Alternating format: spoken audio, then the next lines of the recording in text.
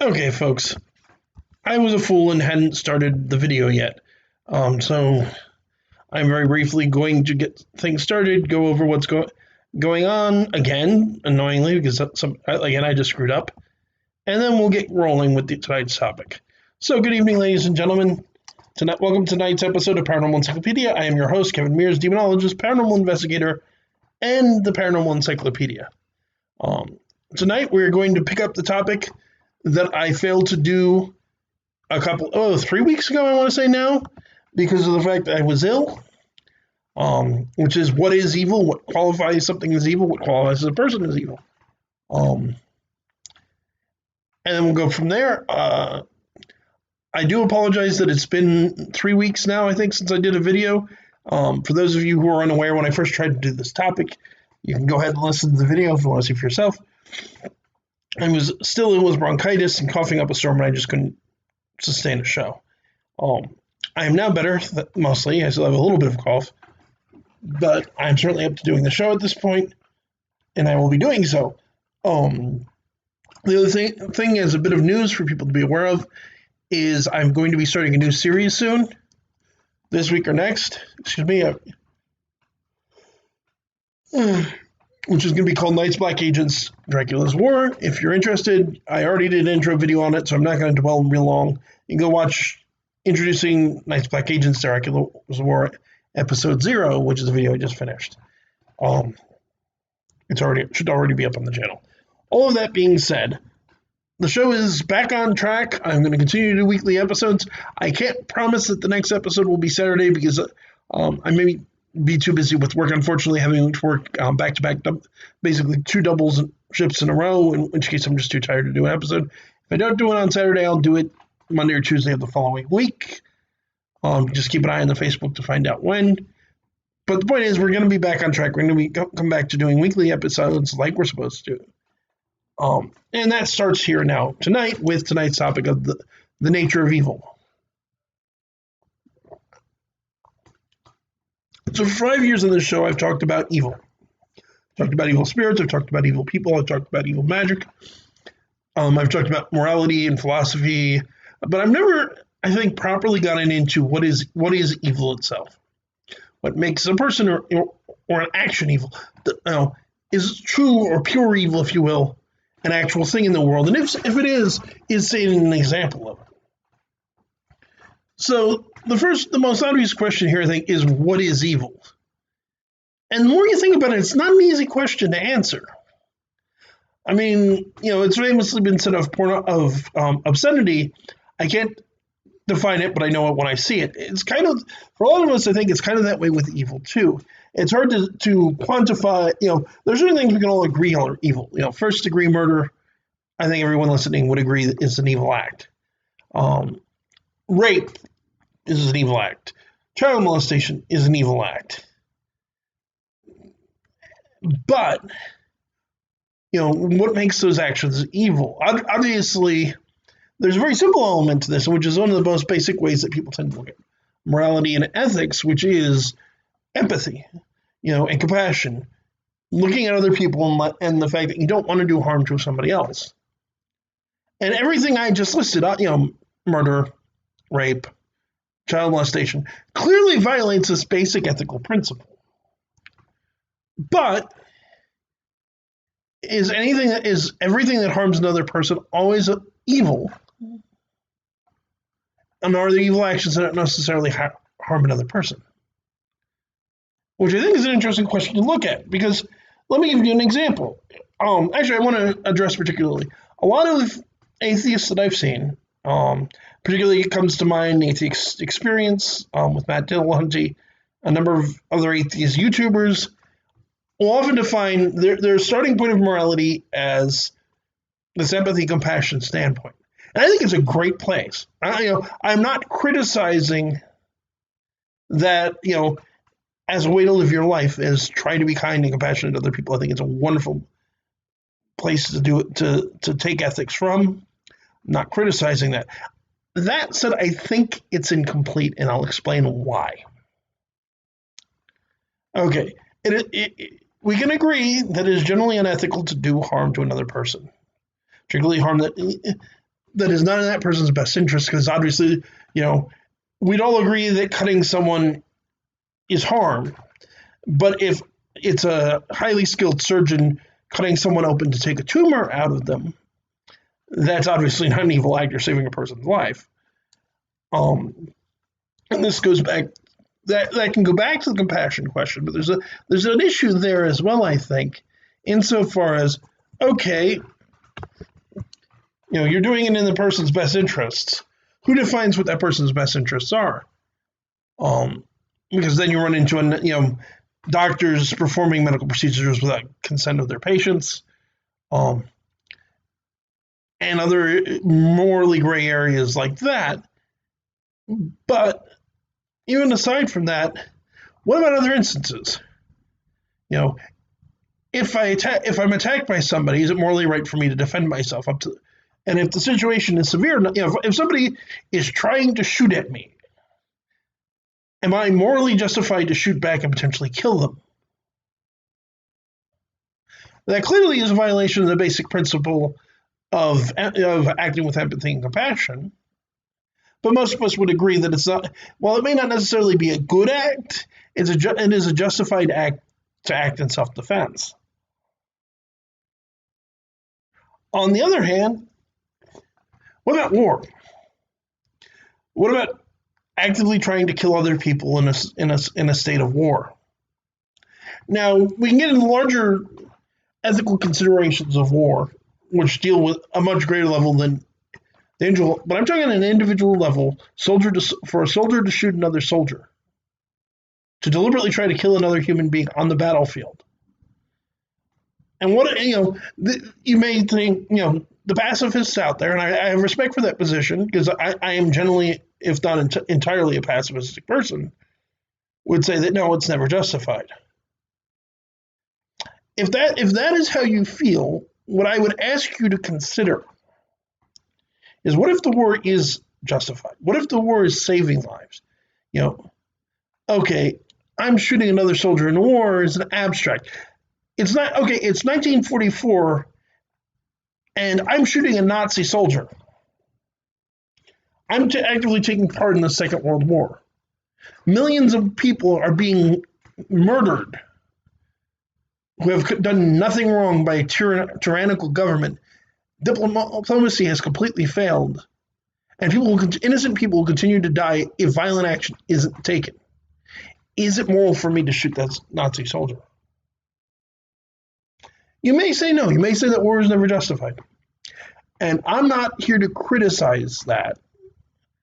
Again, I think pacifism is a very worthwhile principle. I'm just trying to get you to think, and the entire point of the videos I do in general is never to tell you what to think. It's to make you think. It's to ask questions and give you things to tell stories, do things like that, and try and get the wheels turning, and just to get to see the world a slightly different way than you may have, or if you already see the world like I do, to hear some fun stories. But it's never my intention to tell you what to think. I'm just trying to present questions. Now, okay, so war, self-defense. Here's a third consideration that in my opinion, challenges the basic concept of empathy as your basis for morality. What about when somebody commits a crime? What do you do with it? Okay, you're talking, and let's make this as black and white as possible, because obviously there's gray area. You're confronted with a sociopathic serial killer, somebody who's already killed multiple individuals, and shows absolutely no remorse, no guilt, and no intention of stopping. You can certainly extend the principle of compassion further out, in that punishing that serial killer is a compassion act because you're protecting future victims.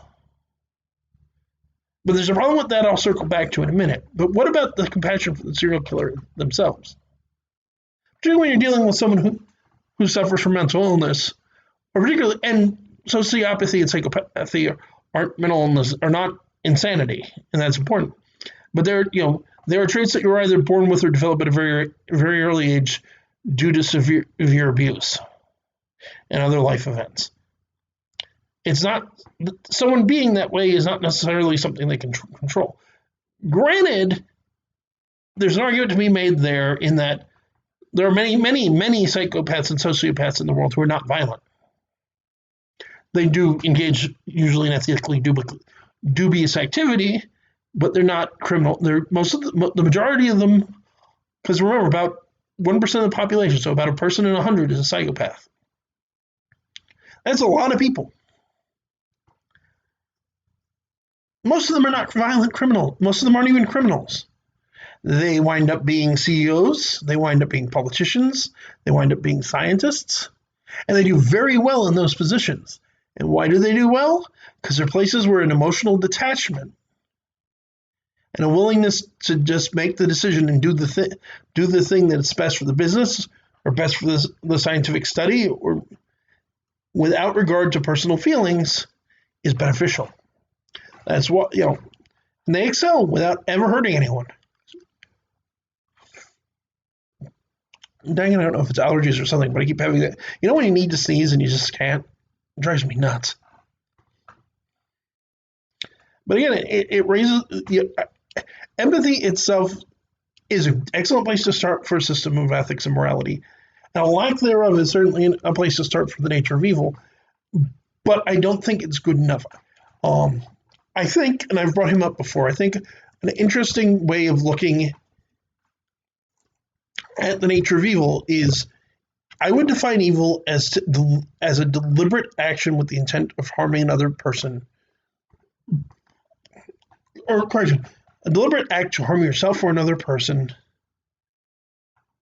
that is motivated out of self-benefit or at least a callous disregard for others. And not just people, I should say, because certainly there are evil actions that can be taken against animals or against the planet itself. But basically, the point I'm getting at is I would generally define evil as the intentionally causing harm to another person for reasons that are inherently selfish. I think that's the critical point of what makes something evil is motivation.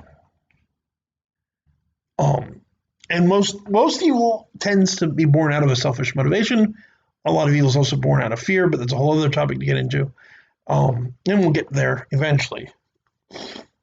But what I wanted to particularly get into, because this is what inspired this particular discussion, I think is interesting, is the moral philosopher Immanuel Kant, who offers three different types of evil: ordinary evil, pathological evil, and diabolical evil. So Kant believed that the majority of evil actions people do is what he would call ordinary evil, which is when you do something that you know is morally wrong, but it's a general part of the day-to-day life and not something. It's not something that you regularly do. It's not something that you repeatedly do. It's not part of your ideology. You realize what you're doing is wrong, but you do it for whatever reason. Pathological evil is when those actions that you're taking, that the actions become part of your normal day-to-day behavior. When you start to find it socially acceptable to do these things. This clearly is a serious issue. And this is more of your habitual offenders, your serial killers, or things like that. People who just do the same thing over and over again. What I think is particularly interesting, at least in my understanding of this idea of pathological evil, and it also ties into a way that I've seen some of the deadly sins described, is it's kind of where there's a point where evil stops being a personal thing and almost starts to become an act of rote. The example I saw a priest give, an excellent example I saw actually a Catholic priest give, speaking of the nature of gluttony and what makes an action gluttonous. He talks about the fact he's very fond of Doritos.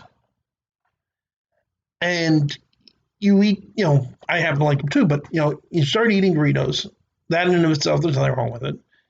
But sometimes there's a point when you're eating junk food in particular, where you just, there's the pleasure in enjoying what you're eating and savoring what you're eating. Then there's a point when you're just putting the food into your mouth out of habit. And in his mind, that was gluttony. It was when you've lost the joy of doing and you're just doing it because you're doing it. Which is not always, it's not like you constantly have to be shoveling food in your mouth at all times, where you get into overeating and obesity and all those issues. But it's just, things become this issue when they get to excess and when it gets to the point that you're not even, it's habitual. You do it because you do it because you do it. You don't even think about why you're doing it anymore, which I think ties very nicely into another concept I'm going to get into after I explain the third type of evil, which is C.S. Lewis's ideas about the nature of evil. But the third type of evil, which I think is the most interesting that he proposes, is what he calls diabolical evil. Diabolical evil is evil that is committed for the sake of it's evil. It's basically the opposite of doing something for altruistic purposes. When you do something altruistically, you do it because it's the right thing to do, and that's the only motivation that you need. This is the opposite. This is doing evil for the sake of doing evil. You don't take pleasure in it. You aren't doing it to fulfill some end. You're just evil. I would agree in part of what Kant said about this, insofar as that Kant believed that diabolical evil was outside of the human range of possibility. Humans, even when they think they are, don't do the wrong thing just because it's the wrong thing. There's greed, there's pride, there's envy, there's lust, there's rebellion, and a general rebellious attitude. There's some deeper reason why they're doing what they do. He believed, and it's the reason he called it, he also called it radical evil, but the reason why he called it diabolical evil, because he thought it was something that only applied to the devil and to demons. And they're the only ones that reached this point of evil for evil's own sake. I'm going to get into my opinion of that and why I think I agree he's right that humans never reach that point, or almost never reach that point. There may be some very mentally disturbed individuals that do, but I'm skeptical of even that. But I don't think he's right about demons and devils, and I'll come back to why, because I want to get into one other way of looking at the nature of evil. So, a common argument that you'll see made, among Christians at least, is that evil is the absence of God, or is doing that which is ungodly. This, in my opinion, is a terrible definition of evil. Let me explain why I think it's a terrible definition of evil. There's a couple of reasons. First, how do you know for certain what God does and does not find evil or undesirable? I mean, if you're going to go strictly by the Bible, well, Genesis chapter 21 of Genesis gives the rules for owning people as property. And you'll hear Christian apologists who will say, no, it doesn't mean, it means what we now call indentured servitude. You're in debt to somebody, you willingly go into this contract where you are their slave for all intents and purposes for 7 years, and at the end of 7 years, or in the year of Jubilee, you are released, and your debt is forgiven, and you walk away. There are certainly arguments that can be made about the morality of that. The problem is, it's not the only type of slavery the Bible discusses. It also explicitly lays out that women, if you sell a woman to slavery, she's a slave for the rest of her life. She isn't freed after 7 years. She's not freed on the year of jubilation. She's a slave for the rest of her life. Foreigners, Gentiles, non-Jews are slaves for life. And there's even a way to turn a Jewish slave, indentured servant into your slave for life. The Bible says that if a man enters into this type of slavery with a wife, then when he is freed, his wife is freed. That's it. On the other hand, if you have a man as your slave and you give him a wife, when he leaves your service, you keep his wife. The only way under biblical law for the man to keep his wife is he has to come to you and say, I want to be a slave, your slave for life. In which case you go to the temple or the judges, you get a spike driven through his ear, which marks him as such, and he's now your property for life. You own him, you can pass him down as property to your children, and this applies to the women and to the Gentile slaves. You can sell him, you can beat him as long as he doesn't die. This is all explicitly laid out in Exodus and Genesis and other places in the Bible is morally correct, but most Christians do not today support slavery. For that matter, thou shalt not suffer for which to live. I don't see a whole lot of Christians advocating that we should go out and start murdering pagans. So yes, it gets tempered by the New Testament, but even the New Testament says, slaves be obedient to your Paul's advice: slaves obey your masters. Even the New Testament even says to obey cruel masters. And it's not because I've heard this explanation. Well, it's not obey them because you can wait till later to rebel. There's no implication of that. It's just obey your masters, and that it's godly to obey your masters. It's a pretty uncomfortable concept for a lot of people to just say, oh, the Bible's the answer. And I'll tell you personally, and this is not a popular opinion with other Christians, I don't think those parts of the Bible were given down by God. I think humans wrote those in to justify their own behavior.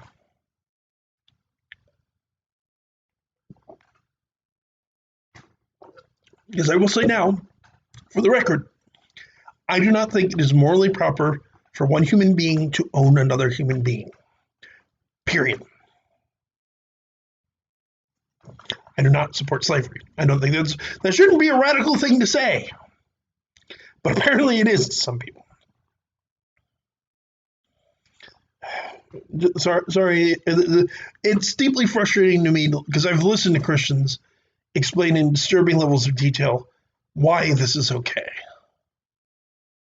I've even seen African American Christians explain why this is okay, which is African American Christians explaining why chattel slavery is acceptable just because the Bible says it is, which is really awkward. That said, here's the other question to ask yourselves from a philosophical standpoint: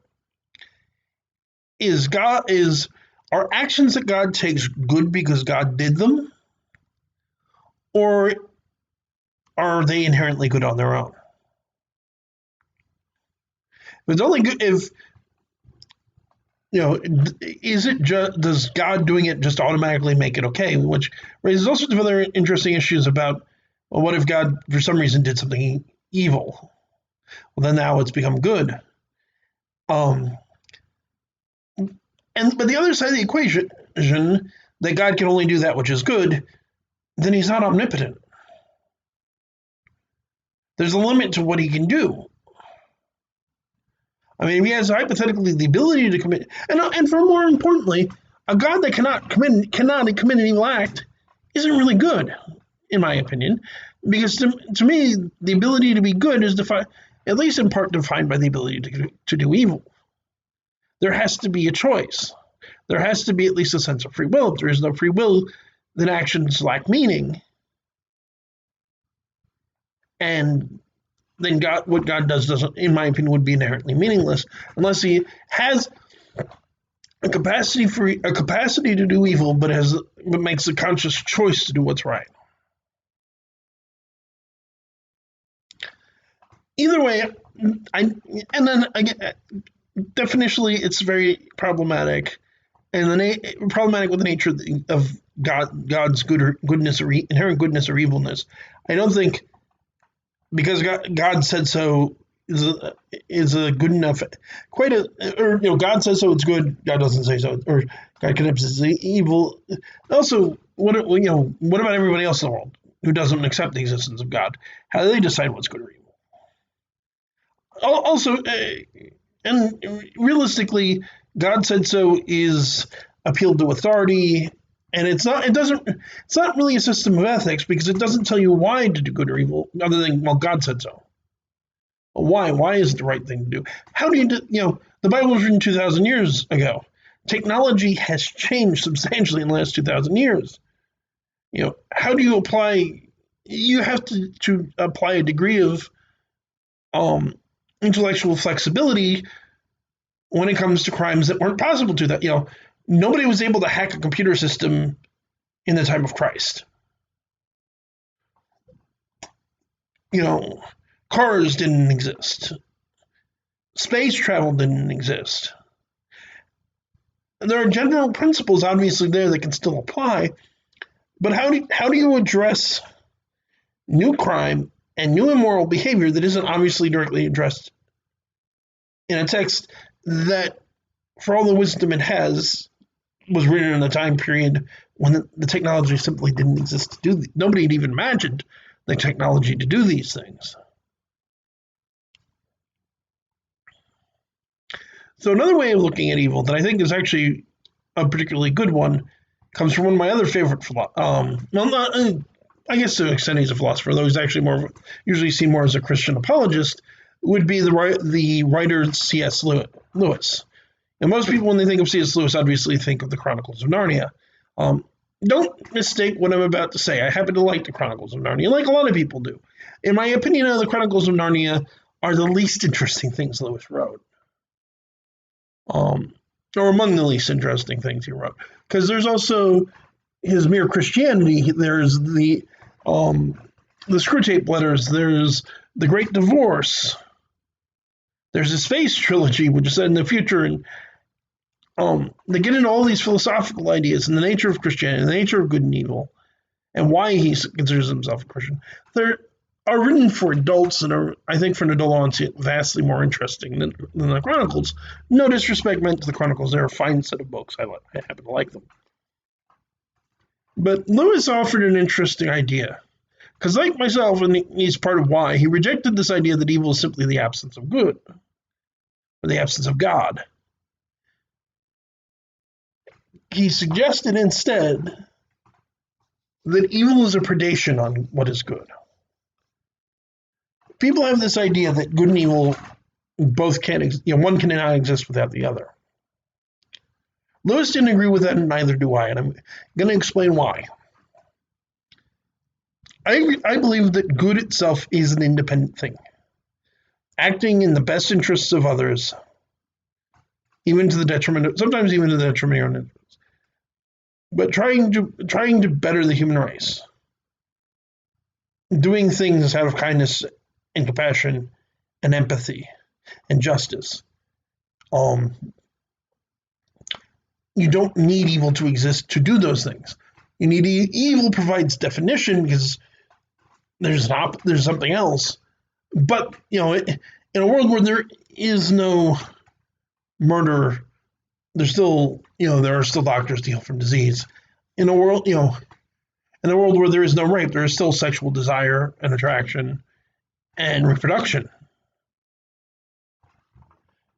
These things are good. These things are proper. Yes, even sexual reproduction is, despite how many Christians absurdly think that it's immoral, that sex is this immoral thing that we do just out of necessity. The Bible doesn't say, go occasionally have sex. It says, God commanded the people to be fruitful and multiply. I'm not saying that wanton casual sex is a good thing, though I'm not necessarily saying it's an evil thing either. But sex itself is not evil. Desire, if there was no desire at all, there wouldn't be a human race, for heaven's sakes, people. Sexual desire is something healthy that humans are supposed to experience. Because again, without it, there would be no babies. There would be no babies. Our whole race would go extinct overnight. Well, not overnight, but very quickly. What Lewis is proposing, and again, what I agree with him completely on, there are other things I take issue with, but this I'm in total agreement on, is when you take something that is good and you twist it and you pervert it, it can become something that is evil. Case in point, normal sexual desire is healthy. It's natural. It is godly. Be fruitful and multiply. Take that natural desire and twist it. Not necessarily talking about sexual assault here. I'm certainly not talking about homosexuality. Think about obsession. Think about stalkers. Think about people who become addicted to pornography or masturbation. That thing I was talking about with gluttony, about taking it past the point where it's pleasurable, you're just doing it out of a rote tendency of this is what I do every day. If it's 3 o'clock, it's time to masturbate. I don't really want to, but it's 3 o'clock. It's not doing it out of run, doing it out of habit, taking it out of the pleasurable sense it's supposed to be there for. Taking, okay, I think she's hot, to I'm gonna stalk her. I want to get her number. Oh, I gotta have her. I gotta have her. I gotta have her. Or when people let sexual desire rule their life. Well, now the only thing they're thinking, and this is particularly common, I think, among college students, the only thing they're thinking about is the next time they're going to get off, to the point that their work suffers, to the point where their school suffers, to the point where it negatively affects the rest of their life. They've taken something that is good, natural, and healthy, and twisted it into something corrupt. Roth's another good example. And a lot of these, I think, I'm going to rely on deadly sins, because it's usually pretty hard to think of something grounded in one of the 7 deadly sins that isn't immoral. But wrath, anger. Anger can be very unhealthy and very destructive.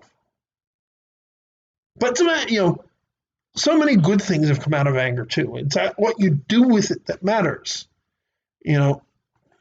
Martin Luther King was angry about injustice, and he did something about it, and that's what but what he did is what matters. He didn't say, I'm angry, so I'm going to go kill people. He protested. He marched in the streets.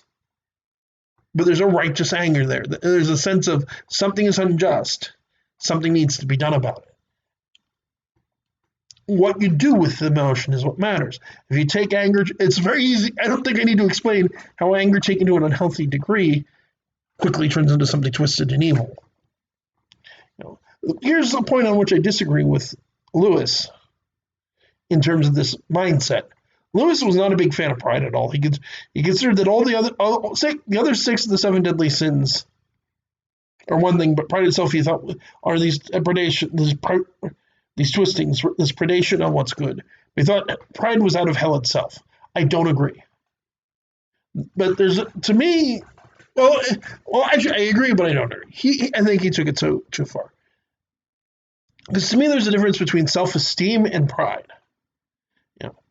Self-esteem is important. You need to see yourself as having worth. It's not psychologically healthy to think of yourself as worthless. And you're not. Let me say, in my opinion, there's a great quote from one of my favorite TV, actually, I'll take that back. My favorite TV show of all time is Doctor Who. There's a wonderful quote. In 900 years of space and time, I've never met somebody who wasn't important. Everyone is important. Everyone matters. It is important to your psychological health to understand that you have value.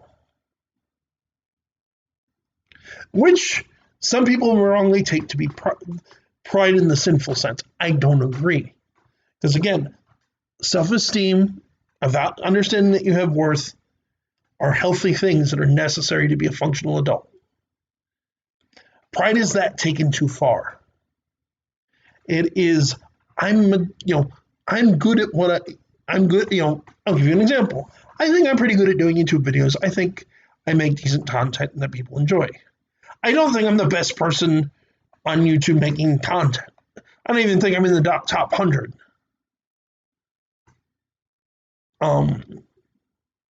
That's the difference. I'm the best of the best. Is pride, is arrogance. A really good example, I think, of this is one of the most wonderfully devout Christian men of the 20th century, which would be Fred Rogers. Fred Rogers was an amazing human being. He did an enormous amount of good for people. He is one of the most Christ-like men I know of, to the point that people who want to say he isn't usually have to make things up. That never happened. You'll hear people say, oh, he was a Navy SEAL. He has tattoos all over his body. He killed tons of people as a sniper, and he was trying to make up for it. He was a lifelong pacifist who wouldn't even eat meat because he couldn't bring himself to eat anything that had a mother. It's been proven beyond any doubt that he never served in the military. And I don't mean to disparage the armed forces. I have a lot of respect for those people.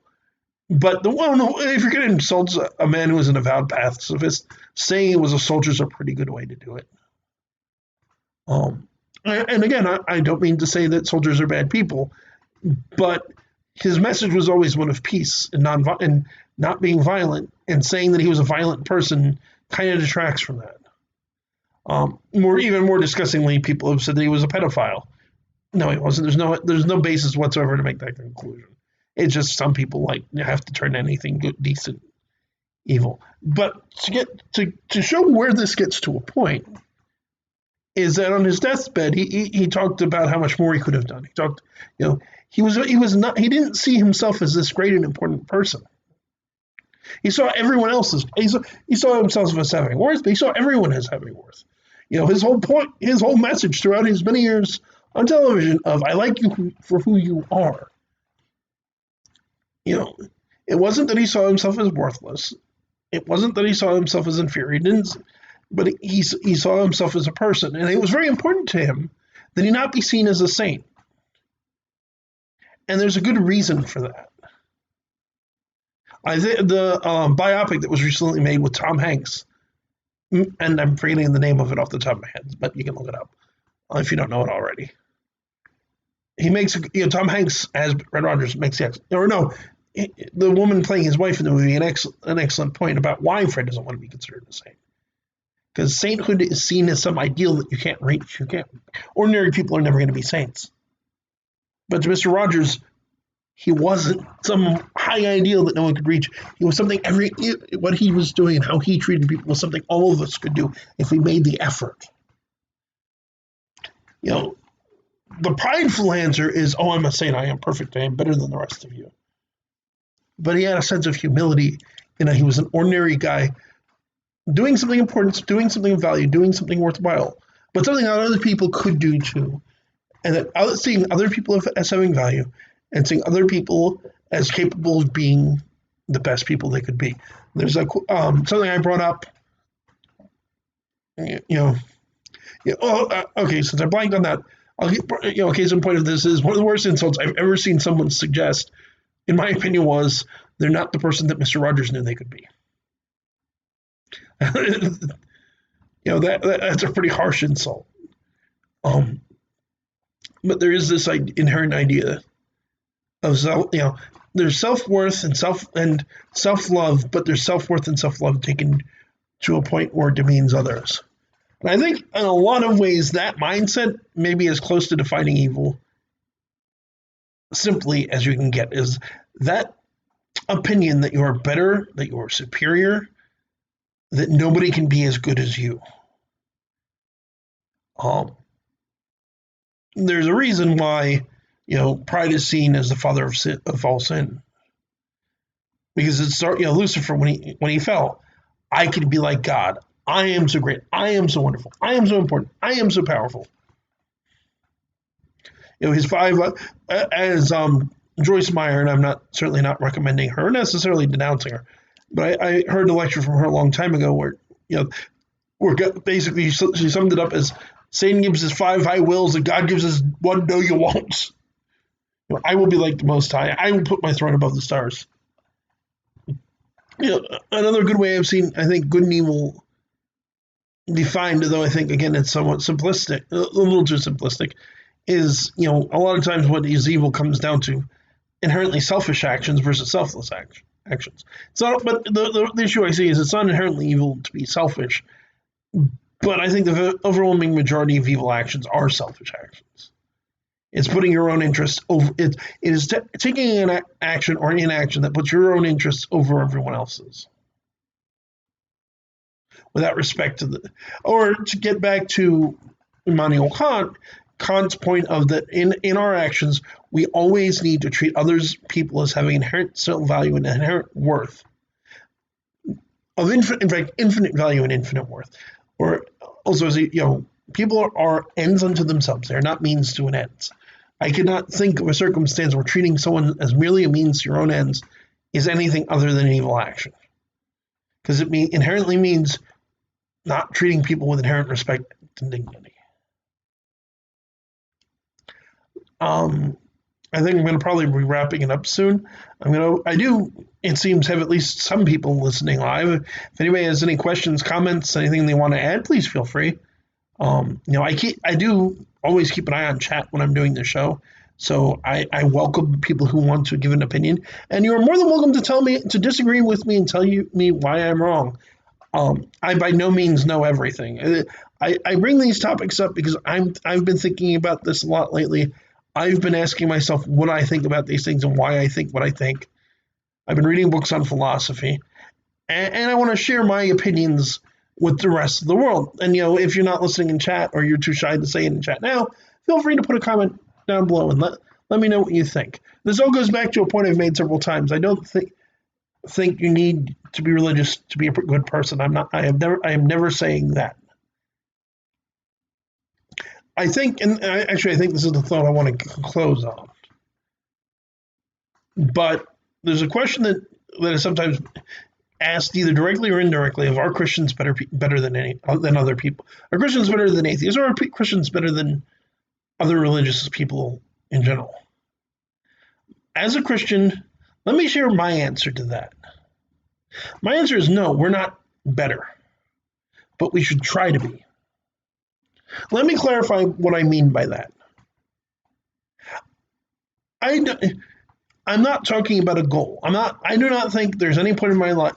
I think if there's ever a point let me put it like this. I think if there's ever a point in my life where I would say that I'm better than even most other people, let alone everyone else, then I've committed the sin of pride and I'm extremely wrong. And I think anyone else in that position is going into pride. And in fact, you're disproving your point just by doing it. I'm talking about a journey. I'm talking about destination. I'm saying that everyone who considers himself a follower of Jesus Christ should live their life in a way that there's the classic philosophical question in terms of ethics and morality. What would Jesus do? It's also been redone as what would Buffy do? What would Superman do? And if you're trying to figure out what would be the morally right thing to do, ask what somebody you consider a moral exemplar would do, and then try to follow that. What I am proposing is that every single person who considers themselves Christian should try to live their life in such a way that other people would ask themselves, what would John do? Just to pick a name out of a hat. You should never get to the point where you tell people that they should, I should never reach a point where I said, should ever tell another person, if you're in a moral situation, ask yourself, what would Kevin do? I think I've said it once or twice, but when I have, and if I ever do it again, it's always in jest to lighten things up. But it's that kind of principle. It's live your life in a way that other people see you as an example of how to do what's right. Don't assume you've ever reached that point. Just keep striving to be that person. And maybe you'll fail. You'll probably fail. You will probably not be the best person you could possibly be. Very few people, again, I would point to Mr. Rogers as an example of someone who really did live up to that kind of standard and who was a Christian. Try to be Fred Rogers. Try to be that kind, to be that compassionate, that loving, that accepting and tolerant. You will probably not reach the ideal. I don't think I'm never going to be Jesus Christ. I'm never going to be as good a person as Jesus Christ. I don't think I'm ever going to be as good a person as Mr. Rogers. But there is value in the effort. And I think as Christians, as people who choose to follow God, we should always be striving to be the best possible moral people that we can be. And you know what? If you're not Christian, I invite you to try to do this as well. Because if everyone in the world tried to live their lives in an effort to be the most moral and ethical people they could possibly be, what a world we could live in. Again, it's not about being better than. It's not about saying that you're than anyone. I'm not. As I said it when I first got it. The atheists versus Christians. I don't think atheists are better people than Christians. I don't think Christians are better people than atheists. I think people are just people. And don't try to be better than anybody else. Try to be better than who you were. I'm a better person than I was 10 years ago. That person was better than I was 10 years before that. Grace of God, I live to be 53, and it's not that unlikely. I hope that in 10 years from now, I'm a better person than I am today. We should always be striving to be the best people we can possibly be. That's my point. All of us, not just Christians. I just think if you really want to claim you're a follower of Jesus Christ, you should be holding yourself to the highest possible standard. Try to be, to quote the way I've heard a number of non-Christians say it, strive to be Christ-like, not just Christian. Or to quote Saint Francis of Assisi, preach the gospel at all times. When necessary, use words. If you want to show people the value of being whatever religion you are, this doesn't just apply to Christian, try to exemplify what you consider the best of that religion. People may wonder, people may ask, and people have asked in the past, how do I, what do I do for God? How do I preach the gospel? This kind of thing of just sitting down and talking to people, and not being judgmental, just trying to reach out and treat people with kindness and compassion, and to speak up for human rights as I have in the past and will continue to do. To me, that is how I preach the gospel. It's how I lived what Christ taught. To me, is what matters, not just words. Talk's cheap. There's lots of people that preach good things while doing wicked ones, and that's the point I'm getting at there. Okay, I hope you guys have enjoyed this sidetrack we've taken into philosophy. I haven't decided yet, but next week we'll get back into more normal paranormal things. Maybe something about vampires. One, to tie into the Knights Black Agents series coming in, two, because I love vampires, and vampires are always fun. So yeah, we'll do something about vampires next, in the next episode. We'll keep an eye on the Facebook to find out what. In the meanwhile, folks, I want to thank you all for tuning in. All of you who take the time to listen even to a little bit, or those of you who actually stick it out for the whole 46 minutes and counting. I love you all. You're all, even if you like me, I love you. If you don't like me, I love you too. I like even the people that hate what I have to say, because you know what? If you're watching it just because you hate it and you think I'm insane, you're still bumping my numbers, and that's cool too. But if you do like what I'm doing, please consider liking, sharing, and subscribing. Maybe put it in a comment. Give your thoughts on all this. Tell me what you think. Tell me what you think about what is good and what is evil. Tell me if you think Christians or atheists or Jews or Buddhists or Jainists or even Satanists are the morally best people. I want to know what other people think. I don't want to be just talking in a wind vacuum. Here, let me put it in the comments. You can send an email. I'll put email in the description. If you think I'm an idiot, please feel free to tell me that. Give me a downvote. Put in a comment. Make a response video. That's cool too. I do ask, if you're going to put it in the comments, keep it civil. Try to keep your language PG-13. And try to at least make a point, not just say you're an idiot. Because if all you can do is insult me, I'm probably going to delete your comment. If you're going to say, I don't agree, I think you're insane, here's why, then I'm more likely, I'll probably respond to you, and we can at least have a good discussion. But try to comment, if you want to criticize me, try to do it in a way that at least can bring about a discussion instead of just insulting me. Also, the other thing you can always consider, if you really like my channel and you have a couple of bucks to spare, please consider contributing to our Patreon, patreon.com/demonology, patreon.com/demonology. If you didn't catch that or forget, it's in the description below. But again, the channel is free. The channel is going to remain free. The new thing I'm going to be doing is going to be free. This is just if you happen to have a couple extra bucks you want to throw our way to help us continue to make good content. That's going to do it for tonight. I want to thank you all again for listening. This has been Kevin Mears, your demonologist, paranormal investigator, and the Paranormal Encyclopedia, saying have a good night, everyone, and God bless.